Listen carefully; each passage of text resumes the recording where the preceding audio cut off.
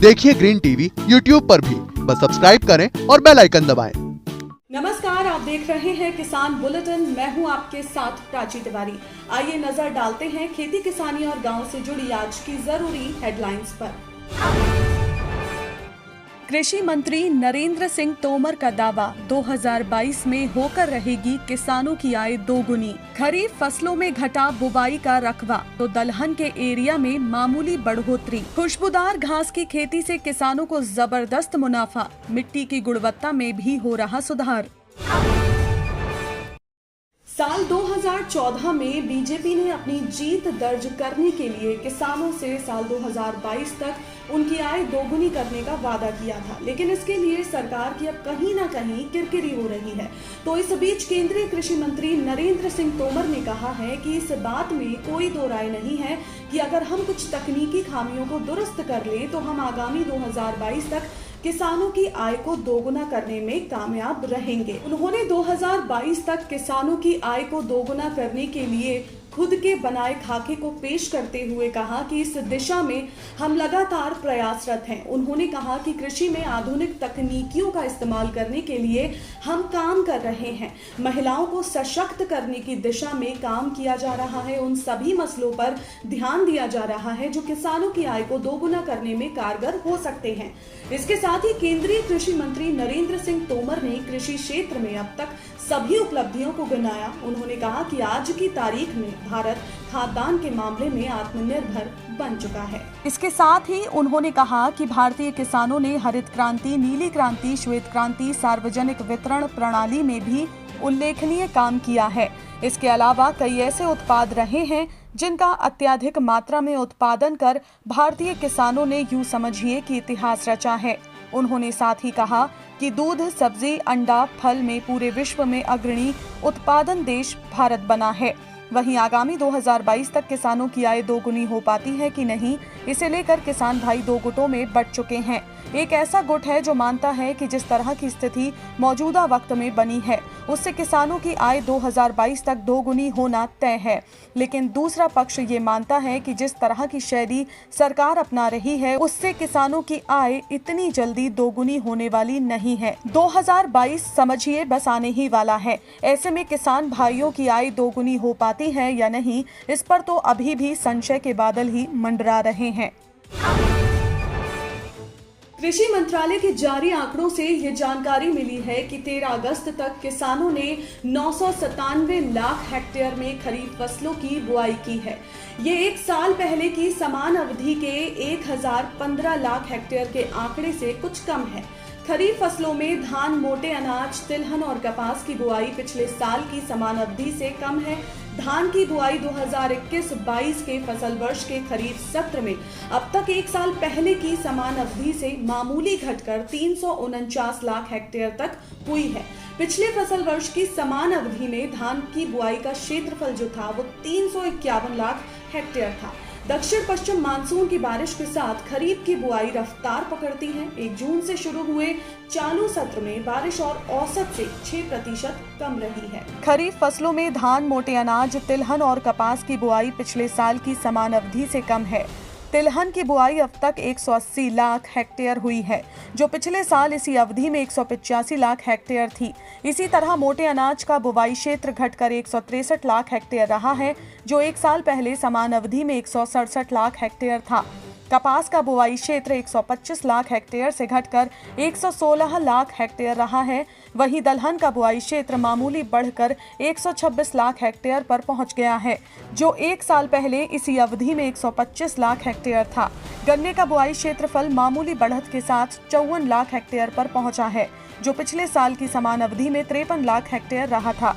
इससे पहले बुधवार को क्रिसिल रिसर्च ने अपनी एक रिपोर्ट में बताया भी था कि अनियमित बारिश के कारण इस वर्ष खरीफ फसलों की बुआई में कमी आ सकती है। रिपोर्ट में कहा भी गया है कि 8 अगस्त तक कुल बुआई में साल दर साल के आधार पर 2% की कमी आई है। खेती के तौर तरीके में बदलाव का किसान बड़े पैमाने पर लाभ ले रहे हैं। पारंपरिक फसलों की खेती करने वाले किसान का रुझान अब खुशबूदार पौधों की तरफ हो गया है। इसी तरह की घास है पामारोजा और जामरोजा। पामारोजा घास की सिम्बोपोगिन मार्टिनी और जामरोजा घास को सी नॉर्डिस कहा जाता है। इसमें जेरेनियोल नाम का एक पदार्थ होता है। यही पदार्थ गुलाब के तेल में भी मिलता है। तो इसी वजह से पामारोजा और जामरोजा घास से गुलाब के फूल जैसी खुशबू आती है।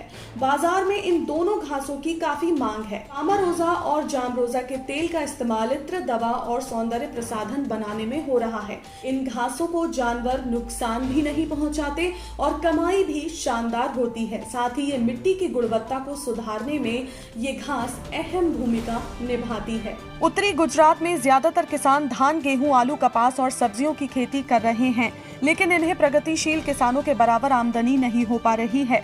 ऐसे में यहाँ किसानों को औषधीय और सुगंधित पौधों का विकल्प दिया जा रहा है। यहाँ के किसान अब पामारोजा, जामारोजा और लेमन ग्रास की खेती कर रहे हैं। इन घासों को समस्याग्रस्त 9 pm मान वाली मध्यम क्षारीय मिट्टी में भी अच्छे से उगाया जा सकता है। पामारोजा की खुशबूदार खेती न सिर्फ जंगली जानवरों, कीटों और बीमारियों से किसी हद तक फसल की हिफाजत करती है, बल्कि मिट्टी की गुणवत्ता में भी सुधार लाती है। इसलिए उत्तरी गुजरात के गांव में सुगंधित घास की खेती बड़े स्तर पर हो रही है। खेती करने वाले किसान बताते हैं कि 1 हेक्टेयर क्षेत्र में पामारोजा बोने से हर साल 1.5 लाख रुपए तक का मुनाफा हो रहा है। वहीं जामारोजा से मुनाफा 1,60,000 रुपए तक पहुंच रहा है। आम फसलों की खेती से यहाँ के किसान इससे काफी कम कमाई कर रहे थे। सरकारी संस्थान इन खुशबूदार घासों की खेती करने वाले किसानों को प्रशिक्षण के साथ ही आर्थिक सहायता भी दे रही है। उत्पादन बढ़ने पर किसान घास से तेल को अलग करने के लिए संयंत्र की स्थापना भी कर रहे हैं। इन घासों की खेती करने वाले किसानों को इससे अच्छा खासा लाभ मिल रहा है। तो ये थी किसान बुलेटिन की वो खबरें जिन्हें मैंने आपको बताया विस्तार से, लेकिन आइए इसके अलावा भी नजर डालते हैं गांव और खेती किसानी से जुड़ी अन्य खबरों पर भी।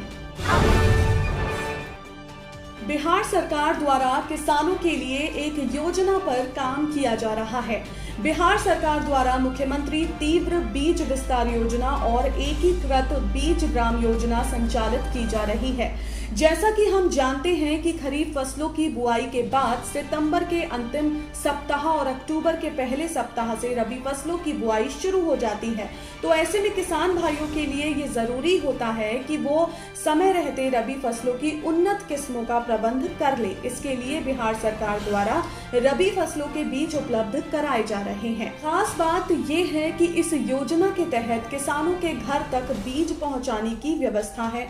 अगर किसान भाई ऑनलाइन आवेदन में होम डिलीवरी के विकल्प का भी चुनाव करते हैं तो उन्हें घर तक सशुल्क बीज पहुंचाया जाएगा। आपको बता दूं कि किसान भाइयों को होम डिलीवरी में बीज आपूर्ति होने पर गेहूं के लिए 2 रुपए प्रति किलोग्राम की दर से भुगतान देना होगा। किसान भाइयों द्वारा खरीफ सीजन की फसलों की बुआई का कार्य काफी तेजी से चल रहा है। कई राज्यों के किसानों ने खरीफ सीजन की फसलों की बुआई का काम पूरा भी कर लिया है। इसके बाद फसलों की निराई, खाद और सिंचाई जैसी अन्य कृषि गतिविधियों में जुट गए हैं। इसी क्रम में इस योजना के जरिए किसान भाइयों को रबी सीजन की फसलों के बीजों की सहज और सुलभ उपलब्धता हो जाएगी। उत्तर प्रदेश के शाहजहांपुर में कृषि गोष्ठी में कृषि वैज्ञानिक डॉक्टर दिवाकर राय ने किसानों को आलू की खेती के बारे में जानकारी दी। आलू की नई किस्म के बारे में बताते हुए उन्होंने कहा कि आलू की खेती करके किसान अपनी आय बढ़ा सकते हैं। गुटैया में आयोजित कृषि गोष्ठी में आसपास के किसानों ने भाग लिया, जिसमें खेती की नई तकनीक के बारे में जानकारियां दी गई। गोष्ठी में आए कृषि वैज्ञानिक डॉक्टर दिवाकर राय ने किसानों को संबोधित करते हुए कहा कि किसान आलू की खेती से आय बढ़ा सकते हैं। पारंपरिक धान और गेहूं की खेती की अपेक्षा आलू की खेती में अधिक पैदावार है। डॉक्टर राय ने किसानों को आलू की नई किस्मों के बारे में भी इस दौरान जानकारी दी। खरसावा के आमदा में भारत पेट्रोलियम और चिंतामणि फ्यूल सेंटर के संयुक्त तत्वाधान में कृषि उत्सव का आयोजन किया गया।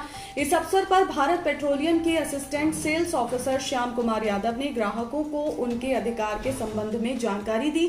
साथ ही भारत पेट्रोलियम की ओर से दी जा रही सुविधाओं की भी जानकारी दी।